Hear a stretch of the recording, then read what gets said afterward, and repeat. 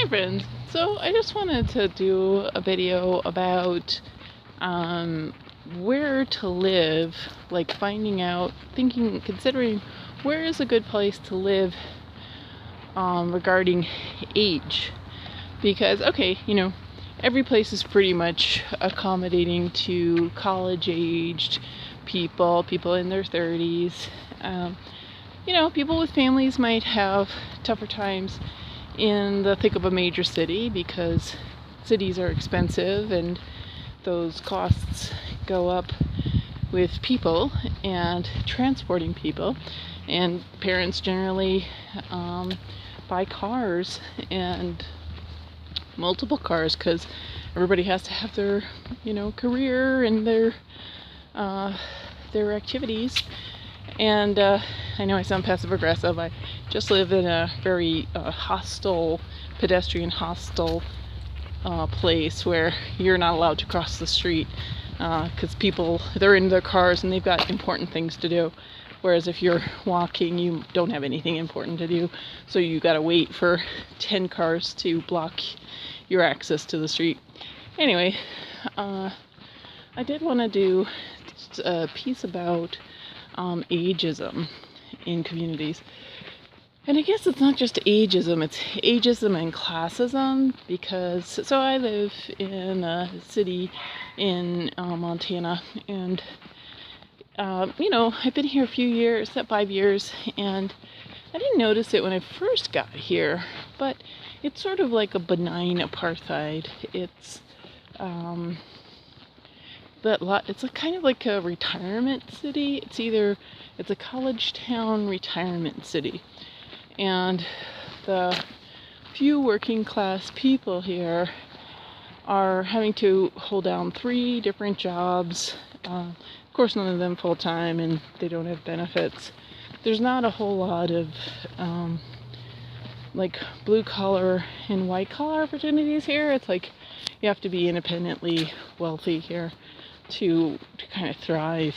And so I just, for other people who are dealing with chronic illness such as chronic fatigue, a lot of us aren't being properly treated, being properly tested. A lot of us aren't being taken seriously by doctors. So, you can easily spend like 10 years, 15 years languishing, trying to figure out what the cause of your problem is. And my latest realization is it's untreated Lyme and the co-infections. Anyway, so that's taken, like the last 15 years of my adulthood away. And thank you doctors, thank you OHSU and Providence Hospital and all those other people who dropped the ball, even when I told them my headline. Anyway,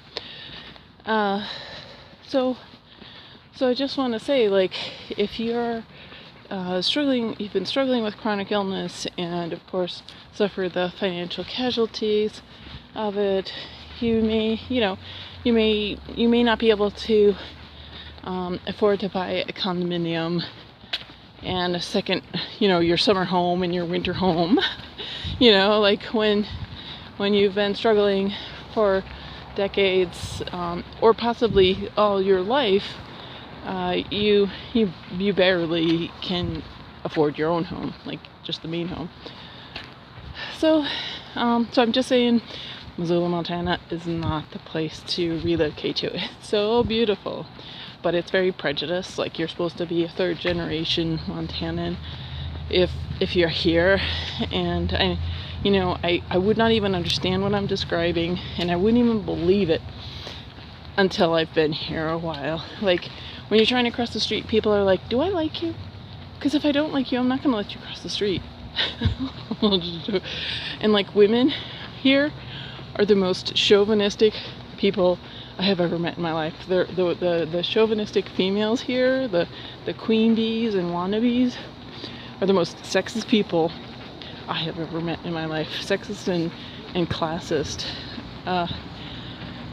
So it's been an education being in Montana, and I'm glad I've lived other places, and it's just a matter of time, hopefully, of finding, like, kind of mustering what it takes to move. So thanks for watching.